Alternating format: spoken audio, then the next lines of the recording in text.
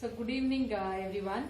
So today let us see the topic about implementation of two stacks in an array. So as we know that stack obeys the principle of last in first out, and implementation of stack we can do either using arrays or linked list. So in both the cases we can do the implementation of stack, but as on with this session we will see how to implement two stacks in an array. I mean only one temporary buffer space is provided. So within the space it should be a space efficient solution, and we want to implement two stacks in a single array. So we will see the logic. It goes with two methods. So we'll see the first method and second method, and we'll see which one is much space efficient when compared to other. So we'll see the first method as well as the second method. So for implementation of two stacks in an array, we'll see the first method, how it works. So if you see the first method, so whatever be the array size given, we want to implement two stacks in a single array. Assume that this is the array what we have taken. So of total it consists of 8 spaces. So here the requirement is I want to implement two stacks within this temporary buffer. So what we can do is exactly divide the length of the array, I mean the size of the array into 2, as we are going to implement two stacks. And if it is for 3 stacks, divide it into 3. And if it is n stacks, we want to divide it into n. So we will find the number of spaces accordingly, and for each array, I mean for each stack, that much space is allocated, which is completely freezed, and there won't be any change further. So here, if it is of total 8 spaces, so what I will do in the first method, this 8 divided by 2. This 2 stands for number of stacks we want to implement. So 8 divided by 2, which is 4. So what I will do, first 4 spaces. So I will allocate it for stack 1. So I can do all push and pop operations and whatever be the other operations within these 4 spaces now for implementing first stack. Similarly, the next 4 spaces will provide it for stack 2, and within these spaces provided we can do the push and pop operation. So what happens now? So using the top pointer, I mean top is the only variable or pointer, using that we want to do push or pop operation. So here this top one, so initially I place the value 1, 2, 3, 4, and further this tells me this is the end of stack 2, further after which I could not able to insert any more value, and I can delete the values whatever I have stored. Similarly from my stack 1 can either start from the location 4. So here I place my top 2, I mean the pointer allocated for stack 1 now. So I can keep on inserting the value from here 5, 6, 7 and 8. So in this manner we will store all the values. Suppose in the case we will consider where I want to store 5 values in stack 2 and 2 values in stack 1.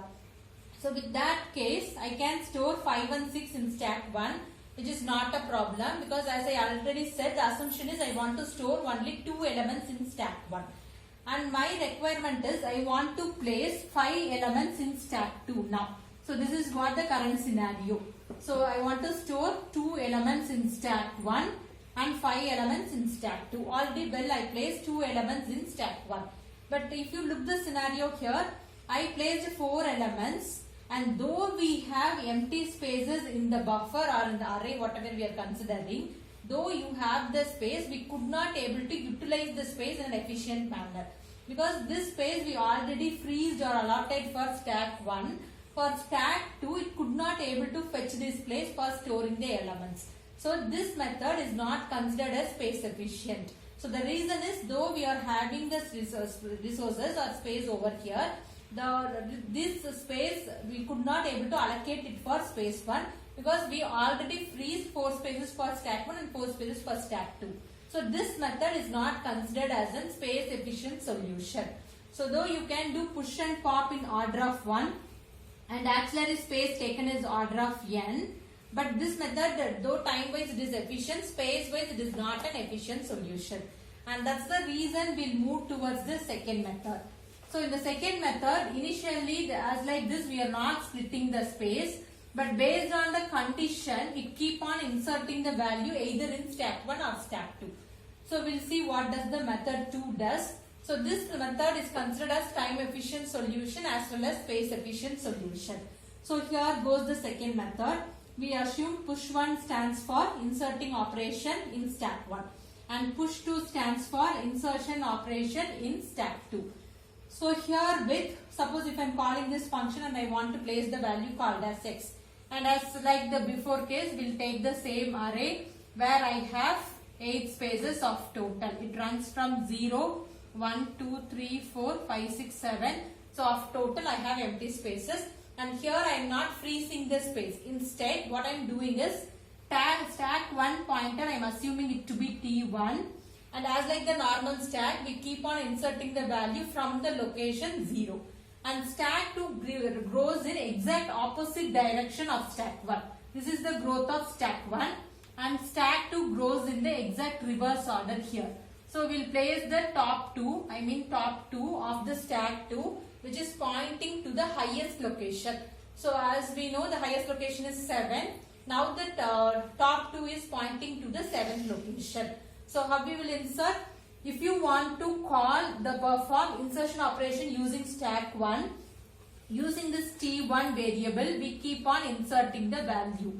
And if you want to place the value in stack 2, you want to operate the function using top 2 pointer.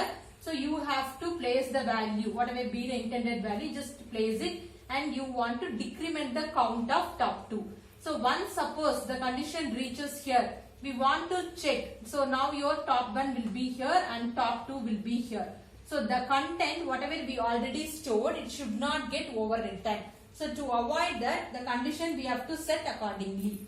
So the wise condition is, we have to take it as if top 1 less than top 2 minus 1.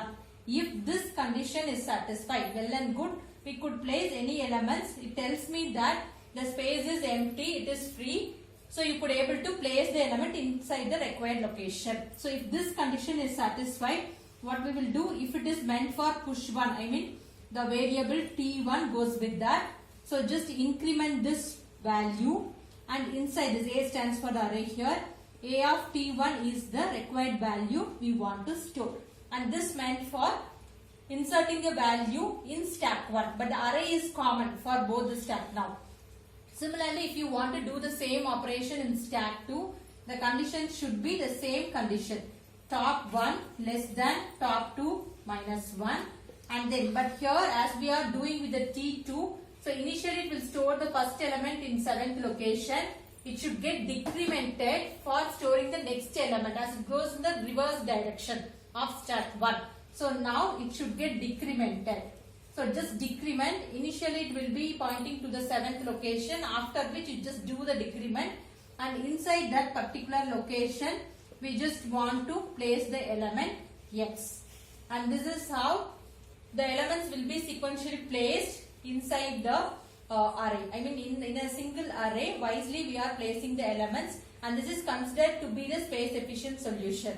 So how many ever elements I want to store using T1 I can store. Similarly I can store using T2 also. And the content will not be overwritten, because accordingly the condition has been set. So when top 1, T1 is here, when it is less than T2 minus 1. So now the T2 is 4 and T1 is 3. So T1, the value of T1 over here with this situation, it is 3, and 3 is less than top 2 minus 1. Top 2 is pointing to 4, 4 minus 1, 3.